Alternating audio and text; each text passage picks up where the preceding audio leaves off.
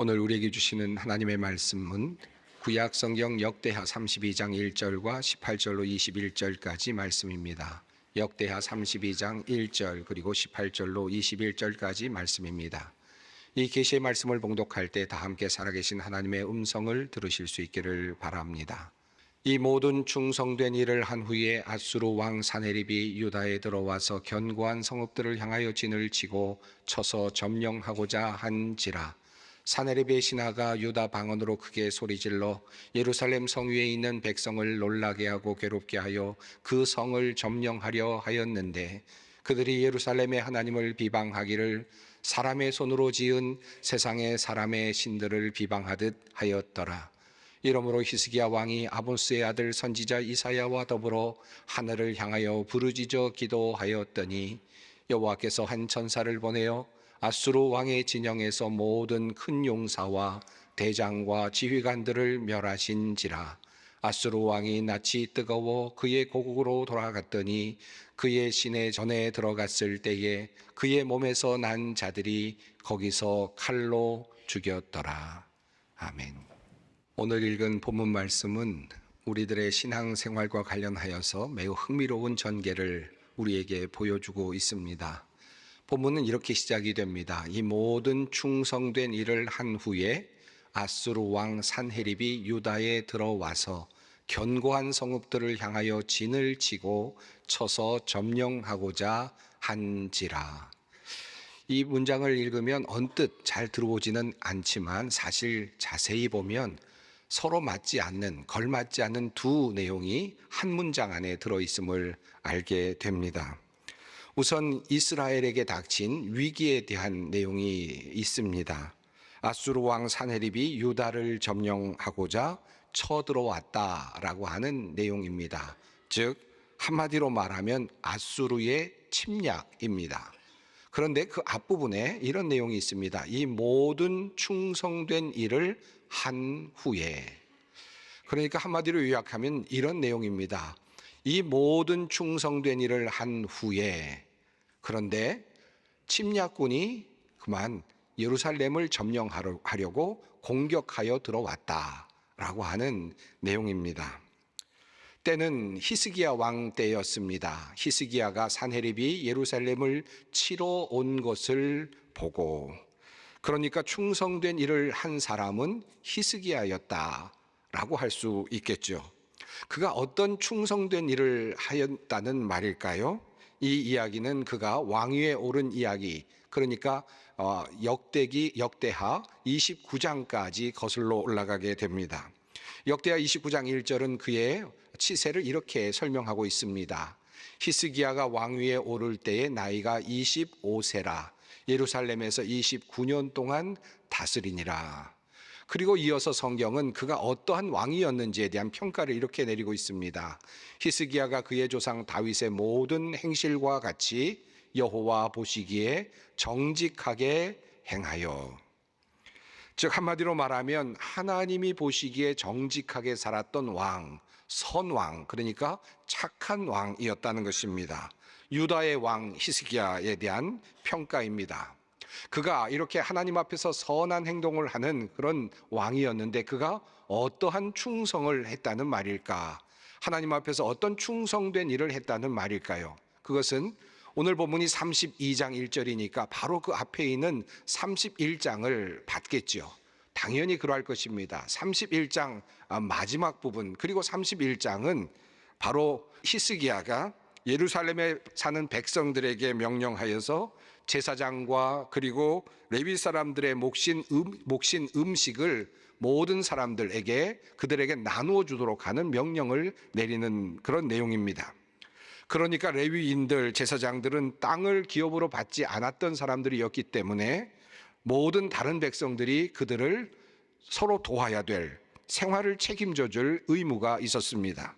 그런데 그런 일들이 제대로 이루어지지 않았던 모양입니다. 그러다 보니까 성전을 돕는 일, 성전을 살피는 일들이 그만 게으르게 될 수밖에 없었겠죠. 히스기야는 하나님의 율법의 말씀을 따라 모든 백성들에게 레위인과 제사장들을 책임지는, 그들의 생활을 책임지도록 함으로써 그들의 책무를 다하도록 하는 그런 명령을 내렸습니다. 또 예루살렘에 사는 백성을 명령하여 제사장들과 레위 사람들의 몫의 음식을 주어 그들에게 여호와의 율법을 힘쓰게 하라 하니라. 31장은 바로 이런 내용들을 전하고 있습니다. 자, 그리고 나서 바로 이렇게 한 후에 그 마지막이 어떠했는지를 바로 이 31장 마지막 부분에서 이런 이야기를 합니다. 히스기야가 온 유다에 이같이 행하되 그의 하나님 여호와 보시기에 선과 정의와 진실함으로 행하였으니 그가 행하는 모든 일 곧 하나님의 전에 수종들은 이래나 율법에나 계명이나 그의 하나님을 찾고 한 마음으로 행하여 형통하였더라. 자, 그리고 이어지는 본문 말씀이 바로 32장 1절 오늘 본문의 말씀입니다. 이 모든 충성된 일을 한 후에 아수르 왕 사네립이 유다에 들어와서 견고한 성읍들을 향하여 진을 치고 쳐서 점령하고자 한지라. 하나님이 보시기에 충성스럽게 행동했던 히스기야 왕, 하나님께서 그를 충성스럽게 여기셨습니다. 그래서 그를 형통하게 해주셨다라고 그렇게 말씀을 합니다. 그런데 이렇게 하나님께서 히스기야 왕과 이스라엘 백성을, 유다 백성을 형통하게 하셨다라는 말씀이 끝난 후에 바로 이어서 이런 충성스러운 일을 한 후에 아수르의 군대가 쳐들어왔다라고 하는 말씀이 이어지고 있다는 것입니다. 이것이 과연 무슨 형통이란 말인가? 도대체 성경은 어떤 의미에서 이것을 형통이라고 말하는가 하는 의문이 듭니다. 일단 이렇게 31장과 32장 사이에 그 흐름만 보아도 형통이라는 말이 무색할 지경이죠. 그런데 사실은 29장부터 이어지는 히스기야 왕의 모든 지적들과 그의 삶, 그의 신앙을 살펴보면 더욱더 그것이 혼란스럽게 느껴질 수밖에 없습니다. 이 부분을 조금 더 들어가 보겠습니다. 히스기야 왕의 아버지의 이름은 아하스였습니다. 이 아하스 왕에 대한 이야기가 역대하 28장 한 장에 자세하게 소개되어 있습니다. 그에 대한 평가를 성경은 이렇게 하고 있습니다. 아하스가 왕위에 오를 때의 나이가 20세라 예루살렘에서 16년 동안 다스렸으나 그의 조상 다윗과 같이 아니하여 여호와 보시기에 정직하게 행하지 아니하고 이스라엘의 왕들의 길로 행하여 바알들의 우상을 부어 만들고 또 흰놈의 아들 골짜기에서 분향하고 여호와께서 이스라엘 자손 앞에서 쫓아내신 이방 사람들의 가증한 일을 본받아 그의 자녀들을 불사르고 또 산당과 작은 산 위와 모든 푸른 나무 아래에서 제사를 드리며 분향하니라. 아하스는 하나님을 섬기지 않았습니다. 그 결과는 사실 참혹했습니다. 이어지는 내용을 보면 아람 왕이 쳐들어와서 많은 사람들을 다메섹으로 잡아가는 내용이 나옵니다. 다시 말하면 예루살렘에 살고 있었던 많은 백성들이 다메섹의 포로로 잡혀가는, 노예로 잡혀가는 그런 불행한 일이 일어났었다는 것입니다. 심지어는 북이스라엘에 살고 있는 동족인 이스라엘 사람들이 쳐들어와서 유다 백성들 12만 명을 살육하는 그와 같은 비극이 또한 일어났습니다. 그리고 더 나아가서 20만 명을 사로잡아가는 그와 같은 비극도 일어나게 되었습니다. 그래서 이 아하스 왕은 주변에 있는 강대국이었던 아수르 왕에게 도움을 청하게 되었는데요. 그런데 도리어 당시 아수르 왕 디글라 빌레셀이 도리어 유다를 쳐들어오게 됩니다. 도리어 쳐들어와서는 그곳에 있는 많은 재물들을 다 약탈해가는 그와 같은 상황이 이어졌습니다. 이것이 아하스 왕이 다스렸던 16년 동안의 유다의 상황이었습니다. 하나님을 멀리하고 그리고 우상을 섬겼던 왕의 16년, 아하스 왕의 16년 치세 동안 역대하 28장이 전하는 전쟁의 사건만 3번이나 그렇게 거명이 됩니다. 그때마다 크게 패했고 그리고 수많은 사람들이 살육을 당했고 모든 재물들을 빼앗기는 그와 같은 비극이 계속적으로 일어났었다 라고 성경은 말씀하고 있습니다. 자, 그리고 아하스가 죽은 후에 히스기야 왕이 즉위를 하게 됩니다. 그가 왕위에 오를 때 나이가 25이었다고 성경이 말하니까 아하스의 통치 기간 16년을 빼면 아마도 그가 아하스 왕, 아버지가 왕에 즉위할 때 9살 나이였을 것입니다. 그리고 9살 때부터 아하스 왕이 그 모든 유다를 다스리는 모습을 그는 아주 꼼꼼하게 볼 수 있었을 것입니다. 그리고 그는 그 아버지의 잘못이 어디에 있는지를 분명하게 깨달을 수 있는 시간이 있었을 것입니다. 적어도 그는 그런 나이에서 시작했고 그 나이에서 아버지의 그 정치적인 상황을 보았고 그리고 16년 동안 그것을 자세하게 살필 수 있었기 때문입니다. 자, 그리고 나서 그는 왕으로 즉위하자마자 하나님의 성전을 정화하고자 합니다. 그리고 하나님만을 섬기는 일에 전력하고자 결심을 합니다. 다시 말해서 아버지와 같은 전철을 밟지 않기 위해서 아들 히스기야는 하나님만을 섬기는 왕, 하나님만을 섬기는 백성이 되기를 결심하였다라는 것입니다. 그래서 이어지는 내용을 보면 29장 이후로부터 30장, 31장까지 이어지는 그 내용 안에 우선 히스기야는 성전을 깨끗하게 하는 성전 정화의 사업을 벌여나갑니다.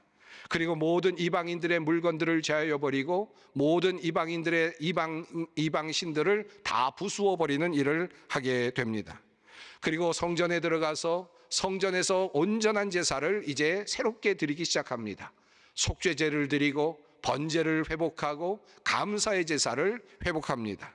이것뿐만이 아니었습니다. 그는 유월절을 다시 회복하고 무교절을 다시 회복하면서 예배의 절기도 다시 회복을 합니다. 그리고 마지막으로 앞서 말씀드린 것처럼 레위인들과 그리고 제사장들에게 분깃을 백성들이 나누어 주도록 함으로써 레위인들과 제사장들이 본연의 임무에 충실할 수 있도록 제사를 드리는 일에 충실할 수 있도록 모든 환경을 만들어가게 됩니다. 자, 그러니까 한마디로 말한다면 히스기야는 그가 집권하며 왕권에 오른 다음부터 하나님만을 섬기는 나라를 만들겠다, 예배하는 나라를 만들겠다, 예배하는 백성을 만들겠다라고 작정하였고 그것을 실제로 이루어냈다라고 말할 수 있겠습니다. 자, 그러므로 이 모든 충성스러운 일을 마친 후에라고 하는 이 32장 1절의 말씀은 바로 이 모든 히스기야의 사역 전체를 받는 그런 말이라고 할 수 있을 것입니다. 이 모든 일들을 한 다음에 성전을 회복하고 제사를 회복하고 그리고 절기도 회복하고 모든 직제도 회복하고 성직의 직제도 잘 회복한 후에 이런 충성스럽게 모든 일들을 다 마친 후에라는 말입니다. 그런데 어떻게 됩니까? 흥미로운 전개가 이어지지 않습니까? 이렇게 하나님께 충성스럽게 성전 예배를 되살리는 일을 잘 마친 후에 그런데 그렇게 모든 예배가 완성이 되는 바로 그 시점에 적군이 쳐들어왔다라는 겁니다. 그것도 작은 군대가 아니라 당시의 최대 나라의 큰 나라의 강력한 나라의 큰 군대가 예루살렘을 점령하려고 쳐들어왔다라고 하는 것입니다. 생각해 봅니다. 히스기야는 아버지 아하스의 실수를 보면서 우리가 주변 나라들에게 유린을 당하고 살육을 당하고 침략을 받게 된 것이 하나님을 제대로 섬기지 않아서다라고 그렇게 진단을 했습니다. 성전 예배를 제대로 드리지 않았기 때문이다, 예배자가 되지 않았기 때문이다라고 그렇게 진단을 했죠. 그래서 성전 예배를 회복하려고 했습니다. 그 마음속에는 이런 생각이 있었겠죠. 성전 예배를 회복한다면 우리에게는 다시는 이런 수치스러운 일이 일어나지 않을 것이다. 또 다른 어떤 침략과 같은 그런 어려운 일이 생겨나지 않을 것이다. 하나님께서 그런 일을 허용하지 않을 것이다 라고 그렇게 생각을 했을지도 모르겠습니다. 그런데 정작 이와 같은 일을 다 마치고 났는데 적군이 쳐들어온 것입니다. 이것을 어떻게 해석해야 하겠습니까? 우리는 살아가면서 어려움을 당할 때 이런 생각을 하죠. 내가 하나님을 잘 섬기지 않아서 이런 일이 왔나 보다. 내가 교회에 잘 나가지 않아서 예배에 자주 빠져서, 그리고 나의 신앙이 해이해져서 하나님께서 나에게 이런 고난을 주셨나 보다라는 생각을 할 때가 있습니다. 물론 성경에 이런 사례들이 여러 곳 나오니까 이렇게 생각하는 것도 무리는 아닙니다. 그리고 또 때로는 그런 의도로 하나님께서 우리에게 고난을 주실 때도 상당히 많이 있죠. 앞서 히스기야 왕의 아버지 아하스의 그 사례도 같은 맥락 안에 있다고 할 수 있겠습니다. 아하스 왕이 하나님을 온전히 섬기지 않았기에 하나님께서는 그를 징계하셨고 예루살렘을, 유다를 징계하셨던 겁니다. 그런데 히스기야의 경우처럼 하나님을 잘 섬기는 예배자가 되어도 때로는 적군이 쳐들어올 때가 있습니다. 바로 히스기야가 경험하고 있는 바로 그 상황이라 할 수 있겠습니다. 우리는 종종 살아가면서 이런 히스기야와 같은 경험을 경험할 때가 있습니다. 그때마다 우리는 예배의 위기를 겪게 되죠. 그러니까 하나님은 없는 거야. 하나님은 없다는 증거야. 하나님을 믿을 필요가 없다라는 증거야. 그러니까 하나님 따를 필요가 없어. 우리는 종종 그렇게 실망한 어조로 말할 수도 있습니다. 그렇다면 성경은 왜 이런 사실을 숨기지 않았을까요? 왜 우리들에게 버젓이 그 이야기를 우리에게 하고 있습니까? 히스기야가 하나님 앞에서 충성스럽게 행하였으므로 그가 형통하였더라. 그가 치세하는 동안에는 단 한 번의 전쟁도 일어나지 않았고 외부 세력의 침공도 일어나지 않았다. 그는 형통하였더라 라고 이렇게 적고 그렇게 맺었으면 그 성경을 읽고 있는 우리들도 힘이 날 것 같은데 왜 성경은 적군들이 쳐들어왔다 라고 그렇게 말씀하고 있느냐라는 것입니다. 참으로 놀랍게도 그런데 이야기가 이렇게 전개됩니다. 히스기야는 백성들과 더불어 무너진 성벽을 다시 쌓고, 그리고 망대들도 높이 쌓고 요새도 세우고 창과 방패도 많이 만들고 백성들을 격려하죠. 그는 이렇게 말합니다. 굳세고 담대하여야 한다. 아시리아의 왕이나 그를 따르는 무리를 보고 두려워하거나 놀라지 말아라. 우리와 함께 계시는 분은 아시리아의 왕과 함께 있는 자보다 더 크시다. 아시리아 왕에게 있는 것이라고는 군대의 힘뿐이다. 그러나 우리에게는 우리를 도우시고 우리를 대신하여 싸우시는 주 우리의 하나님이 계신다. 백성들은 유다 왕 히스기야의 말을 듣고 힘을 얻었다라고 성경은 말씀합니다. 예배가 회복되고 하나님을 온전히 섬기는 일에 열심이었던 히스기야와 백성들은 아수르가 쳐들어오는 그 위기 속에서 하나님께로 나아갈 수 있었습니다. 그리고 하나님을 의지합니다. 어려운 전쟁이었지만 하나님을 굳게 믿었습니다. 이것이 바로 과거와 달라진 점이었습니다. 아하스 왕 시대에는 아수르의 왕이 쳐들어왔을 때 그냥 맥없이 당하고 말았는데, 그런데 예배자가 된 후에는 어려움이 닥친 후에 그냥 맥없이 그냥 당한 것이 아니라 하나님께 부르짖고 하나님을 의지할 수 있게 되었고, 하나님을 의지하여 힘을 내어서 방비를 할 수 있게 되었다는 것입니다. 그리고 그들은 기도하기 시작을 하였습니다. 이렇게 기도합니다. 이러므로 히스기야 왕이 아보스의 아들 선지자 이사야와 더불어 하늘을 향하여 부르짖어 기도하였더니, 하나님께 기도하기 시작을 하는 겁니다. 이제 참된 예배자가 되었기에 하나님께 기도할 수 있는 통로가 열린 것입니다. 하나님께 간구를 하게 된 것입니다. 그러자 놀라운 일이 일어났다고 성경은 전합니다. 단 한 절입니다만은 아주 싱거운 그러나 놀라운 일을 우리에게 말씀하고 있습니다. 주님께서 한 천사를 보내셔서 아시리아 왕의 진영에 있는 모든 큰 용사와 지휘관과 장군을 다 죽여버리셨다.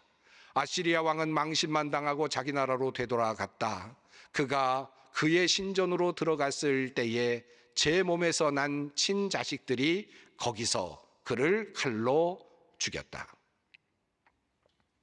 아수르와의 전쟁은 이렇게 아주 싱겁게 끝이 났습니다. 아주 간단한 전쟁이 되고 말았습니다. 수많은 대군들이 쳐들어왔겠죠. 아주 간이 녹을 정도로 아마 굉장히 힘든 그런 마음이었을 것입니다. 그런데 하나님께 기도하자 하나님께서 손수 전쟁에 임하여 주셨고 그리고 모든 문제를 해결해 주셨습니다. 여기서 우리는 한 가지를 깨닫게 됩니다. 성전을 정화하고 제사를 복원하고 절기를 다시 세우고 레위인과 제사장들이 제 역할을 할 수 있도록 하였던 히스기야의 신앙의 개혁 운동은 어려운 일, 그러니까 강대국의 침략이라고 하는 이것을 막지는 못하였습니다마는 그러나 그의 신앙의 회복은 어려움 가운데서 하나님을 의지하도록 하였고 결과적으로 하나님의 도우심으로 그 어려운 문제를 극복할 수 있도록 해 준 것입니다. 이것이 바로 신앙의 모습입니다. 이것이 신앙의 비밀이기도 합니다. 여러분, 우리가 신앙생활을 하는 이유가 여기에 있습니다. 매주일 예배당에 나와서 함께 예배를 드리고 진실한 마음으로 하나님을 섬깁니다. 그런데 이러한 우리의 깊고 충성스러운 예배와 신앙생활이 어려운 문제가 발생하지 않도록 막아주지는 못합니다. 아니, 그러하지 않습니다. 우리의 인생이 그렇게 되어 있지 않습니다. 참 예배자에게도 시련은 반드시 옵니다. 그 시련을 이길 힘이 그러나 예배자에게 있는 것입니다. 예배자는 하나님과 함께 문제를 씨름할 수 있고 하나님께 도움을 간구하게 되고 도우시는 하나님을 경험하게 되는 것입니다. 결국 하나님께서 모든 문제를 해결해 주십니다. 늘 말씀드립니다마는 신앙이 좋다고 죽음이 오지 않는 것이 결코 아닙니다. 어려운 문제가 오지 않는 것도 결코 아니죠. 다만 이미 하나님은 예수 그리스도를 통하여 우리 죽음의 문제까지도 이미 해결해 주셨습니다. 그러므로 우리는 죽음도 두려워하지 않습니다. 죽음은 또 다른 생명의 길이기 때문입니다. 그러므로 우리는 이렇게 고백합니다. 어떤 시련도 어떤 것도 우리를 그리스도의 사랑에서 끊을 수 없습니다. 사랑하는 성도 여러분, 예배를 매일 매주일 끊임없이 경건의 삶을 끊임없이 정직한 삶을 바르게 매일같이 살아가는 우리들의 삶의 여정은 마치 어떤 액땜을 하기 위한 우리의 어떤 어려운 문제가 오지 않도록 막는 그와 같은 기능을 하는 것이 아니라 우리가 하나님과 친밀하게 됨으로써 영적인 체력을 만들어가는 데 있습니다. 그래서 우리에게 당연히 닥칠 수 있는 어려운 문제들, 그 앞에서 우리는 하나님과 함께 그 문제를 풀어갈 수 있고 그리고 그 문제를 극복해 나갈 수 있게 되는 것입니다. 그런 의미에서 우리가 드리는 이 예배는, 매일같이 드리는 이 예배의 자리는 체력을 양성하는, 영적인 체력을 만들어가는 그런 자리라고 할 수 있겠습니다. 그런 훈련을 통하여 우리는 하나님과 더 깊이 하나님과 더 깊은 관계로 나아가게 되고 하나님을 의지하게 되는 것입니다. 저는 우리 사랑하는 소망의 모든 성도 여러분들이, 또 이 설교를 듣고 있는 많은 모든 성도 여러분들이 바로 이 믿음 안에 서기를 간절히 바랍니다. 믿음 안에서, 그리고 예배 안에서 우리는 하나님께 나아갑니다. 그리고 우리는 하나님과 함께 강한 자가 되는 것입니다. 어떤 어려움이 와도 우리는 반드시 이겨낼 것입니다. 이 믿음으로, 기쁨으로 당당하게 살아가는 우리 소망의 성도 여러분들 되시기를 간절히 바랍니다. 기도하겠습니다. 사랑의 하나님, 우리를 예배자로 세워주셔서 하나님을 늘 생각하며 주님과 동행하며 살 수 있게 하시니 감사합니다. 참 예배자에게도 시련은 오지만 주님께서 예배자들에게 믿음 주시고 시련을 이길 힘과 용기를 주심을 감사드립니다. 하나님께서 친히 나서시어 우리의 어려움을 해결해 주실 것을 굳게 믿습니다. 이 믿음으로 어렵고 힘든 세상을 힘차게 살아가는 우리 모두가 되게 하옵소서. 예수님의 이름으로 기도드리옵나이다. 아멘.